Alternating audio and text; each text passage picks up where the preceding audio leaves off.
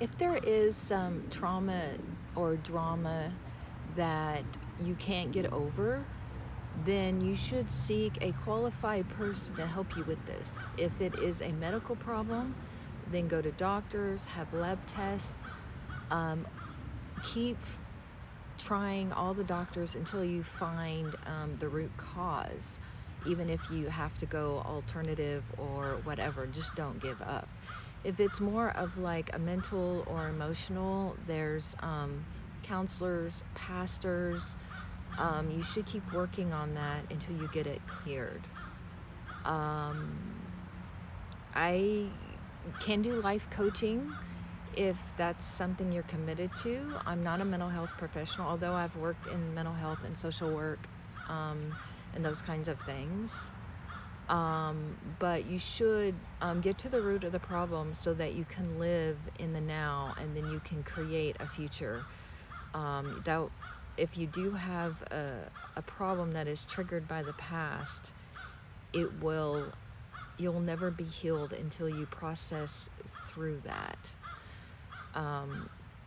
Shadow work or whatever you want to call it. I don't believe you have to relive it, but you have to process through it. So you can message me for if you want to do some life coaching. But so one of the pillars to wellness is self-care, and it's hard to do self-care if you have a trauma or a drama that cycles in your mind and triggers you to cause you upset on a regular basis. And the way that you know that they have this is that you have shame, guilt, reoccurring people pleasing that you don't understand. These are things that you're like, well, why did I say that? Why did I do that? I wasn't thinking. I don't know why I acted like that. It's like a default setting. Until you make peace with the past in some way, it's going to follow you around and be in your present and in your future. And you really can't live in the now or even plan for the future because you're so distracted. So we are talking about insecurity, fear, confrontation, feelings of resistance, feeling of resentment.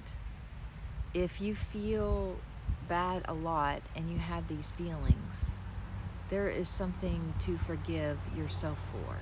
If you are able to forgive yourself for some mistakes that you went in the past, that you had in the past that you did, that you haven't acknowledged, then you will continue to blame other people for them, and you will continue to not take responsibility for yourself. This is the hardest work you will ever do, is acknowledging that you are worthy and that you are human and that you are not perfect and you've made mistakes and that you let yourself down. And when you acknowledge those things, I don't know, it might not work for other people, but I have found that it really works for me. There's no one to blame. There is to acknowledge myself that I made a mistake, because most of the forgiveness is actually forgiving ourselves. And then when we forgive ourselves, there's no reason to blame other people, because it is our life. We did what we did. Bad stuff happened to us.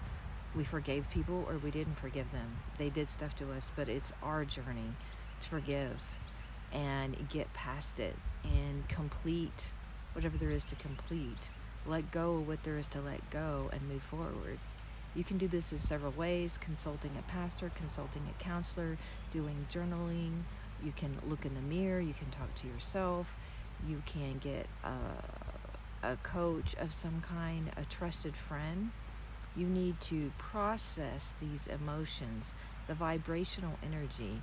You need to put them into words, not thoughts. They need to be words so that you can move through the process of the emotions, and you will clear that energy in your body.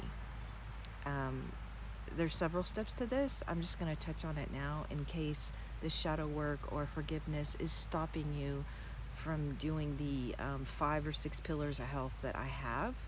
So this is a self-care practice that you will need to maybe do routinely.